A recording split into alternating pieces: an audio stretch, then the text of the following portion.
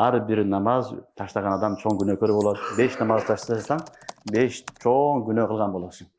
Анан эле айтат, мен эмне кылдым Кудайга, мен жаман иш кылган жокмун деп, Кудай Таалага шикаят кыла берет, налый берет. Акыйкатта намаз окуган жок.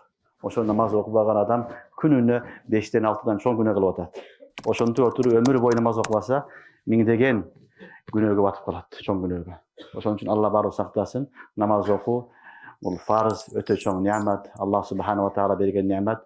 Пайгамбарыбыз саллаллаху алейхи ва салламды Алла таалам Миражга чакырып, Миражга барып туруп, ошол жерден не кылган, фарыз кылып, белек кылып берген.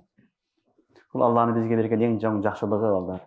Алла таалам өзү менен күнүнө бизди 5 жолу байланыштырат. 5 жолу өзүнүн хузуруна чакырат. Алла таала менен байланышканга мүмкүнчүлүк берилет. Бул өтө чоң бакыт.